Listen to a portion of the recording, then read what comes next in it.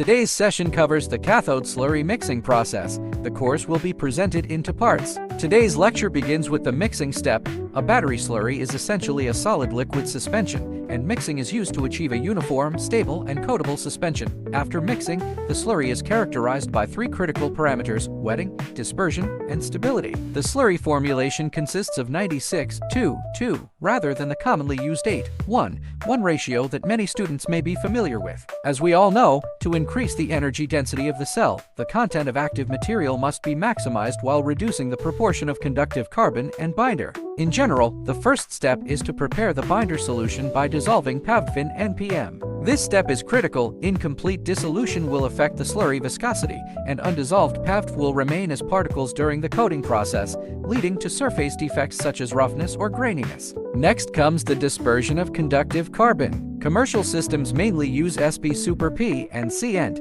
and here we take SB as the example. SB typically requires 2 hours of separate mixing because conductive carbon has a high bed surface area and is relatively difficult to disperse. Therefore, a dedicated high shear dispersion step is required to ensure no significant agglomeration remains. After that, the active material is introduced. In comparison, active materials are generally easier to disperse. Once dispersion is completed, the slurry viscosity must be adjusted to an appropriate range. Both excessively high and excessively low viscosity are detrimental to coating performance. If viscosity is too high, the NPM content can be increased to lower it.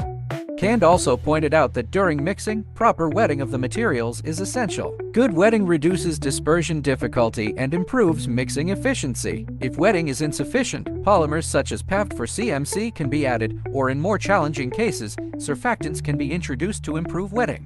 Here we list some commonly used mixing equipment.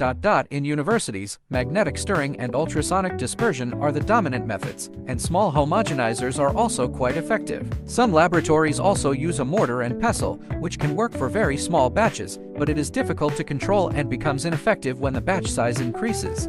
In industrial production, planetary mixers are now the standard choice, with batch sizes typically ranging from 1 liter to 600 L. Dr. Kilode noted that a planetary mixer combines both revolution and rotation. The revolution motion is responsible for bulk mixing of the slurry. The rotation motion corresponds to the dispersing impeller, which provides effective particle dispersion. In addition, the mixing tank is equipped with a circulating cooling system, which allows viscosity control throughout the year, regardless of ambient temperature in winter or summer. The system is also equipped with a vacuum degassing unit, because high shear dispersion introduces gas into the slurry. Without vacuum removal, entrapped bubbles will emerge during coating and create pinholes on the coated surface. Mixing methods. In universities, common mixing approaches include grinding, ultrasonic dispersion, and magnetic stirring. However, ball milling has a critical drawback. It reduces the particle size of the active materials. Particle size strongly influences material performance, particularly first cycle efficiency, so excessive size reduction is undesirable from a process standpoint. Dr. Kilode recommended that universities adopt magnetic stirring, with several points that require attention. First, the stir bar and container must be properly sized and matched. Second, the order of addition must be strictly controlled. Third, the container must be properly sealed, stirring speed must be controlled, and the walls should be scraped periodically during mixing to ensure uniformity.